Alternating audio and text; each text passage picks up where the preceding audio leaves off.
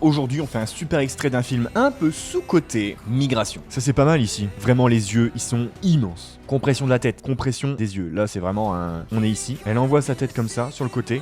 Déjà là, ce regard, je le trouve déjà nickel, parce qu'il est en mode ok, je me méfie. Mais ils vont même encore plus loin, regardez. Ça, c'est vraiment pousser une shape à fond, ça. On voit quasiment plus qu'un trait blanc de l'œil. Comme en plus les yeux sont prédominants à la tête, la variation des yeux est d'autant plus importante pour exprimer l'émotion et pour rendre le personnage vraiment très vivant. Le plus caractéristique possible. L'œil, il est ici, alors qu'elle commence à fermer les yeux, l'œil se rapproche vers ici. Donc on peut imaginer que son œil est de retour ici. Et là, la réouverture, elle est très très soft. Là, on retrouve de nouveau ce filet d'œil en fait. L'œil, il est même pas fermé en entier. Il n'y a pas un blink entier qui est fait pour donner directement lieu à ça. De nouveau, cet œil suspicieux avec le sourcil remonté. Et là, encore plus, on ouvre l'œil. Comme en plus, c'est un gros plan, c'est d'autant plus important de centraliser là-dessus. Le pigeon fou, là, parce qu'elle va s'avancer dans le gros plan. Elle vient s'insérer vers le bas.